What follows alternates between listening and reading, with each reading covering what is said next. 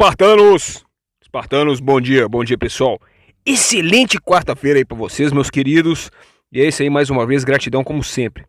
Bom pessoal, hoje a gente literalmente começa aqui já o livro Portões de Fogo. Nós vamos aqui já começar com uma introdução aqui no capítulo de Xerxes capítulo 1, né? Então, a gente vai dar uma pequena introdução aqui nesse capítulo aqui e vai contextualizar como é que se passa essa história de Portões de Fogo, quem que é o personagem principal e como é que ela se desenrola praticamente. Mas antes já sabe, né, Espartano?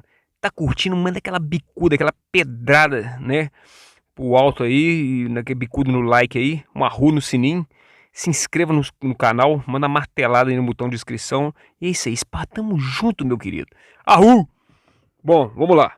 Então, o capítulo aqui é um capítulo sobre Xerxes, né?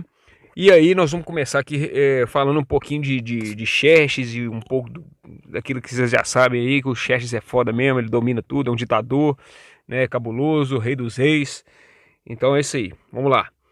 Por ordem então de sua majestade, né, rei Xerxes, filho de Dário, né, o grande rei da Pérsia e da Idade Média, né, o rei dos reis, Xerxes, rei de todas as terras, senhor da Líbia, Egito, Arábia, Etiópia, Babilônia, Caldeia, Fenícia, Elon, Síria, Assíria e das nações da Palestina, soberano da Jônia, Lídia, Frígia, Armênia, Galícia, Capadócia, Trácia, Macedônia e Transcaucácia,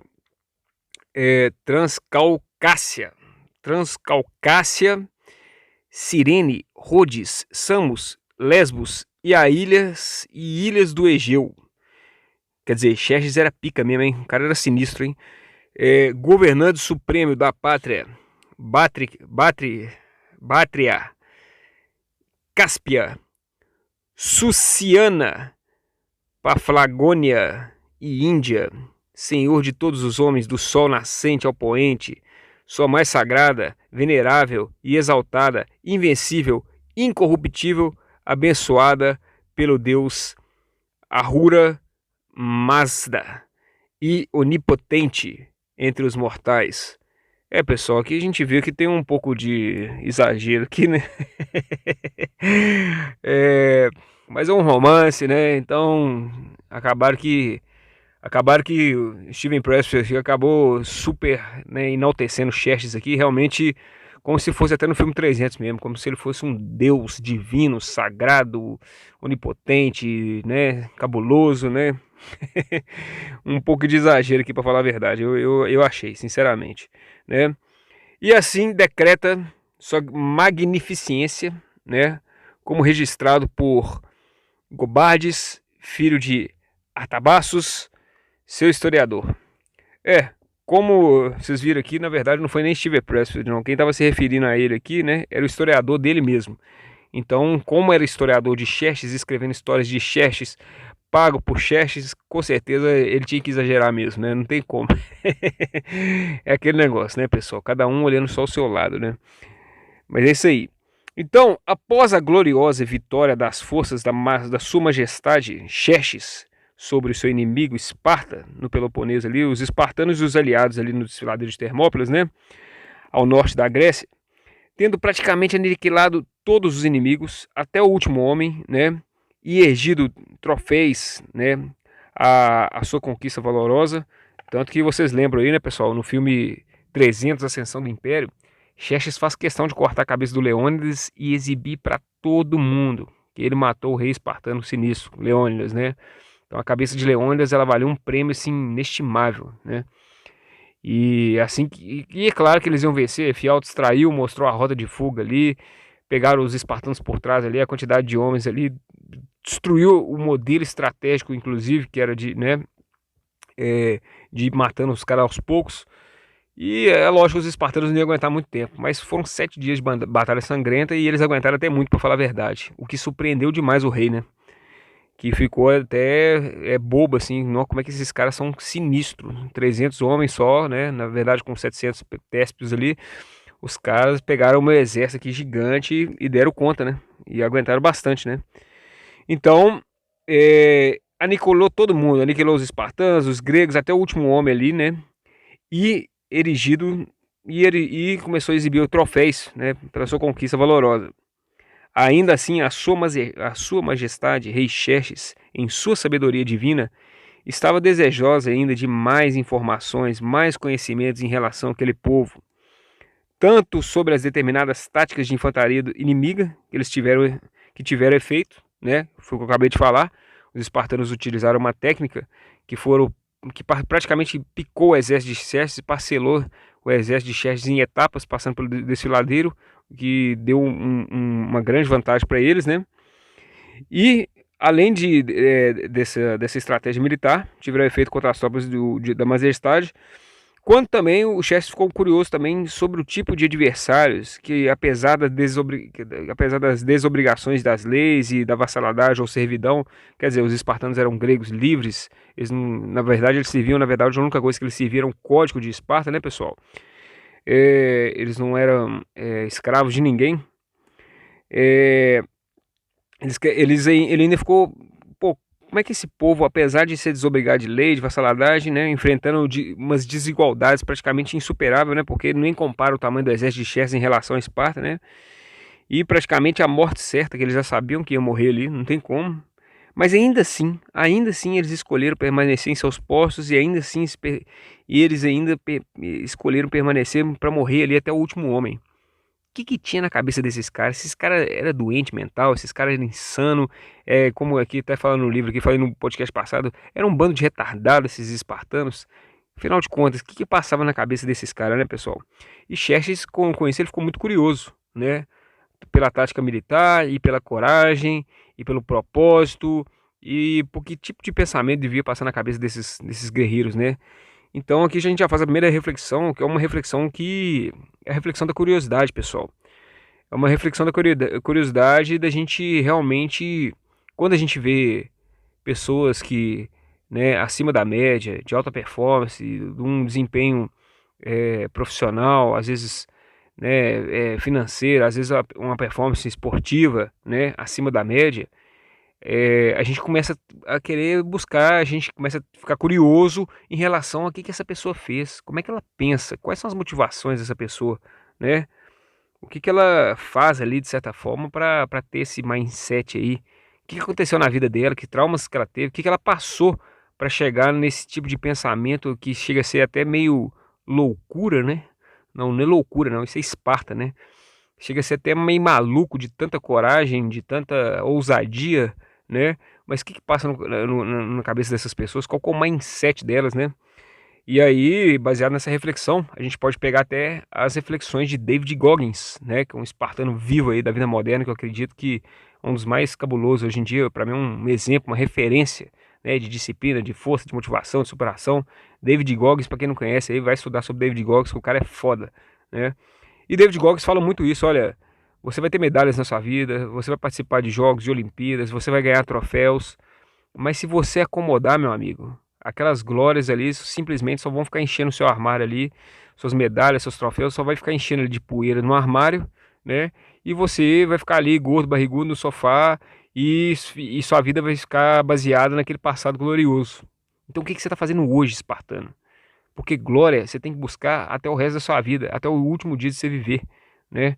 Essas medalhas, não só a medalha no sentido de, né, no sentido do esporte, ou no sentido de alguma vitória na vida, ou no sentido profissional, financeiro, mas em todas as áreas da vida, em ser um ser humano melhor, né, em ser um ser humano mais espiritual, em ser um ser humano que vai agregar mais na vida das pessoas com propósito, né?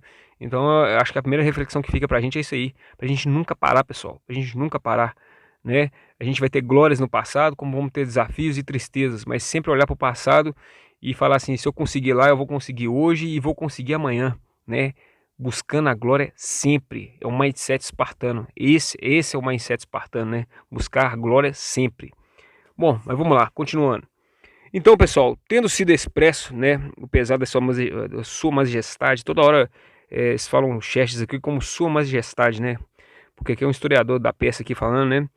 Pela escassez de conhecimento e discernimento sobre o assunto, intercedeu o deus Arruma ali, Mazda, em seu nome.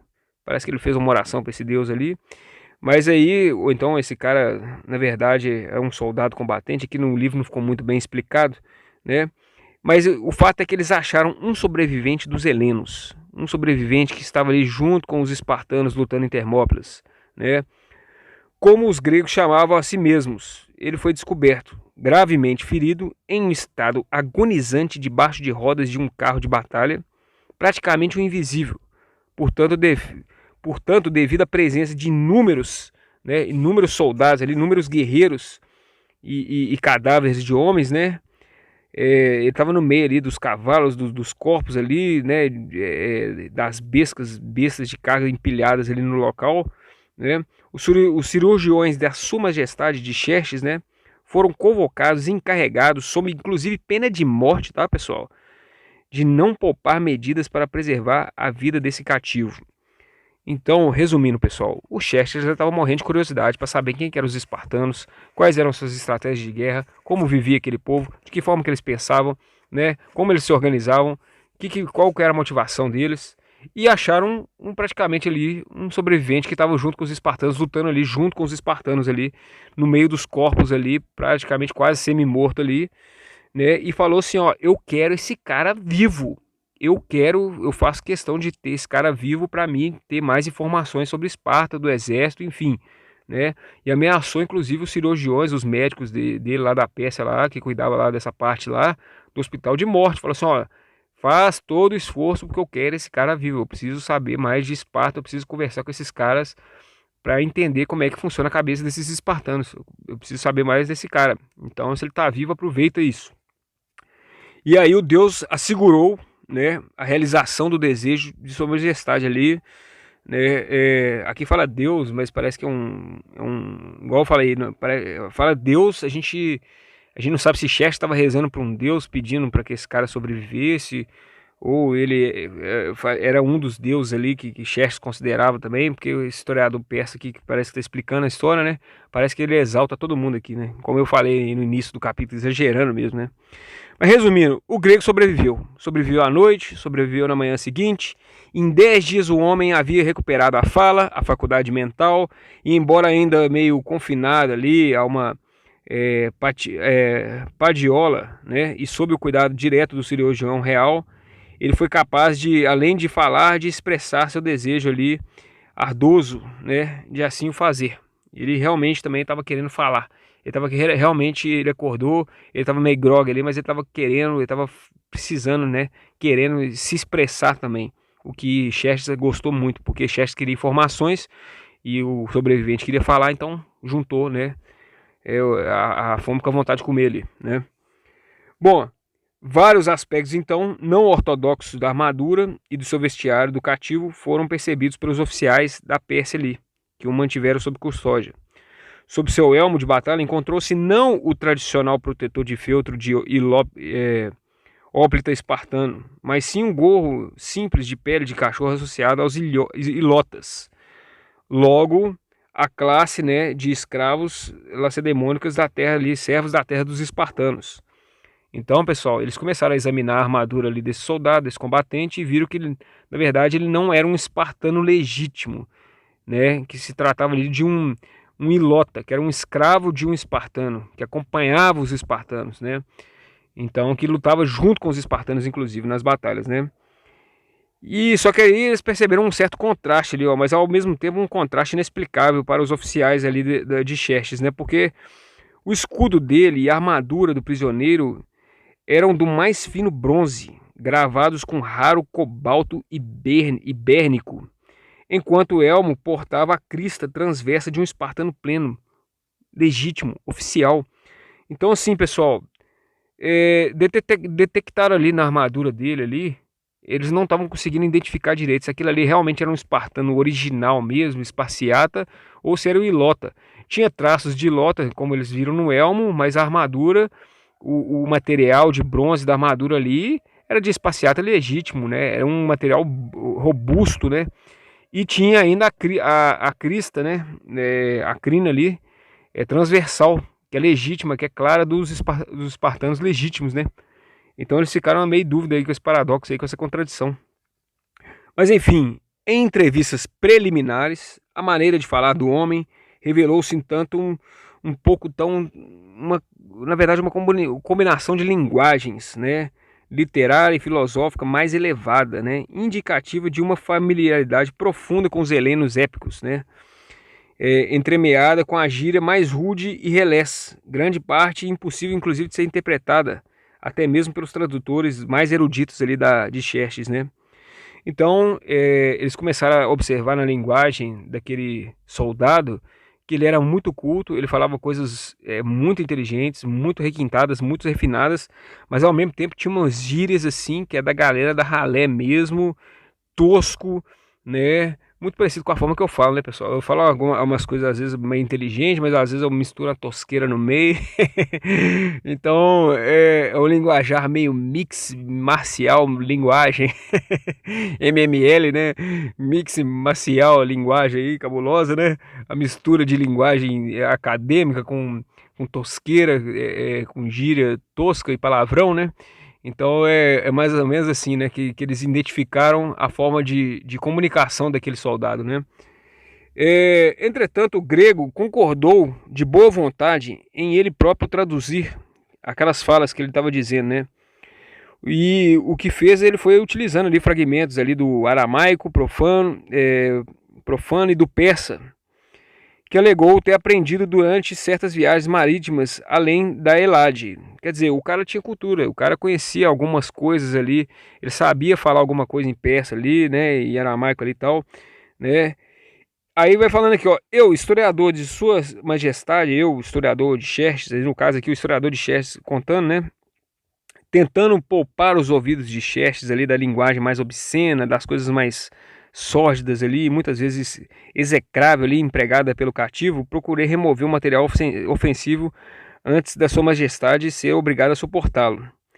No entanto, o próprio Xerxes, em sua sabedoria divina, instruiu o seu servo a traduzir literalmente o discurso do homem em qualquer que fosse o linguajar ou idioma necessário, né, para transcrever realmente o efeito exato que o grego queria dizer. E foi isso que o historiador aqui tentou realizar. Primeiro ele tentou poupar os ouvidos do Xerxes pelas palavras pesadas do cara, mas depois o Xerxes falou, não, vai falar a verdade, ele vai falar meio zangado, ele vai falar palavrão, ele vai até ofender, mas deixa ele falar, eu quero ver esse cara falar. O que de certa forma é muito inteligente por Xerxes, né, pessoal? Olha pessoal, quem está procurando informação, quem está procurando desenvolvimento pessoal, quem está procurando crescer, às vezes vai suportar sim um linguajar mais pesado, né? Eu falo isso porque meu canal, vocês já repararam que eu falo um pouco de palavrão. Muita gente fica chateada, muita gente, às vezes, eu já fiquei sabendo de casos de quando eu fui falar um palavrão aqui no meu canal, pessoas pararam de ver o vídeo na hora, né? Eu acho que foi um ato assim, de ignorância, para falar a verdade, porque é o seguinte, às vezes a forma de expressão da gente não é a mais refinada, não é a mais culta, né? Não é a mais, né, bonita de se ouvir, de se escutar, mas ali está carregada de verdade. Igual o Xerxes falou aqui, como a do Ilota aqui. A mensagem está carregada de verdade, está carregada de ensinamentos. Então vale a pena às vezes você deixar o seu ouvido ali um pouco, ser um pouco saco de pancada em relação a algumas palavras pesadas, mas desde que tenha verdade, desde que tenha conteúdo. Pelo menos é o que eu penso, o que eu falo. E eu não vou mudar meu jeito de ser também não, viu pessoal? Vocês vão me desculpar, mas aqui o jeito de falar é linguagem espartana mesmo, lacônica, tosca mesmo, entendeu? E os sensíveis demais aí, vocês vão me desculpar aí, se não gostou de escutar, pode vazar, não tô nem aí, entendeu? Que aqui a gente é visceral, na forma de falar, na forma de passar a verdade também, entendeu? E a verdade dói, a verdade ela choca, ela não é bonita de se escutar, entendeu? E é isso aí, espartamos junto aí, arru. Bom, continuando. Peço que a sua majestade, peço que Xerxes se lembre da incumbência que deu ao seu servo, e de que o isentou de partes da transgressão que se segue e que venha a ofender qualquer ouvinte civilizado, né? Então, resumindo, Xerxes deu aval para o cara falar qualquer coisa aqui, né? E gravado e apresentado nesse 16º dia do mês de Ululu, 5º ano da ascensão de sua majestade aqui. Então, pessoal, a gente termina já esse podcast aqui, com essa primeira parte aqui do capítulo, e dizendo o seguinte, fazendo a seguinte reflexão. A reflexão já começa da seguinte forma. Pessoal, indicação de filme, O Último Samurai. Indico para todos os guerreiros e guerreiras aqui do grupo Espartano da Vida Moderna, para os ouvintes do YouTube, para os inscritos, para os não inscritos, O Último Samurai. Pessoal, quando a gente pega o filme O Último Samurai, é basicamente o que Xerxes fez aqui. Estudar um inimigo. Né? O Último Samurai tem muito disso. Os samurais ele começa a entender a cabeça lá do Tom Cruise lá, que era um cara que era de um exército ali dos Estados Unidos, não tinha nada a ver com o Japão, mas como é que aquele cara tinha coragem, como é que aquele cara pensava, como é que aquele cara tinha uma ousadia, como é que aquele cara era diferente, ele tinha um pensamento diferente, né? E ele foi estudando o inimigo, ele foi entendendo a mentalidade do inimigo, foi entendendo as motivações do inimigo, foi entendendo de onde que vinha a força, a coragem dele, né? E não vou dar mais spoiler do filme, mas apesar que é um filme velho, todo mundo já deve ter visto, mas de qualquer forma é muito interessante esse filme, sobre esse estudo, né, que o chefe dos samurais vai fazendo lá, né, leva ele para morar junto com ele, leva para aprender, inclusive, né, para ficar perto da esposa do cara que ele matou, né, mas justamente para aprender com aquele cara, o que ele tinha de diferente, o que ele podia acrescentar, né, de conhecimento para a vida dele. Pessoal, e na administração, sou formado em administração, tem uma técnica que chama benchmarking. Benchmarking é uma técnica onde você estuda várias empresas, negócios, né, empreendedorismos, startups, onde você vê vários concorrentes e empresas de vários segmentos, coisas que deram certo para essas empresas, qualidades, potenciais, estratégias, tudo que deu certo, tudo que fez essas empresas prosperarem, ganhar mais dinheiro, ganhar mais cliente. Então, pessoal, esse benchmarking é importante demais a gente fazer para nossa vida, para nossa vida. E é isso, inclusive, que eu quero fazer aqui e já estou começando a fazer aqui no canal Espartano da Vida Moderna. Trouxe o Joander aí para o podcast Espartano. Semana que vem vamos ter a Mariana. E a gente quer aprender com essas pessoas. Um atleta, a Mariana já é empresária, né, do ramo fit. Então, assim, trazer pessoas aqui no canal para a gente estar aprendendo, para a gente estar entendendo como é que essas pessoas que tiveram sucesso na vida, essas pessoas que estão sempre buscando progresso, desenvolvimento, tendo essas lutas diárias aí, como é que elas pensam, como é que elas se desenvolvem, como é que é a rotina dessas pessoas, né? Então acho que isso é muito importante para a gente acrescentar mais conhecimento aqui para o nosso canal. A gente poderia estar conversando num boteco, ou num café, ou em qualquer outro lugar, né? E as pessoas estariam perdendo a oportunidade de estar vendo grandes papos, grandes conversas, pegando vários insights e podendo aplicar na vida dele, né? Para quem busca progresso, desenvolvimento pessoal, saúde, né? Deus, espiritualidade, valores de honra, de ética, esse é o canal certo, pessoal. Bom, espero que vocês tenham curtido aí. Domingo a entrevista com a Mariana, espero que vocês curtam também. E é isso aí, pessoal. Curtiu, manda bicudo Espartano no like, se inscreve no canal e espartamos junto aí. Bola pra frente e é isso aí. Ahul!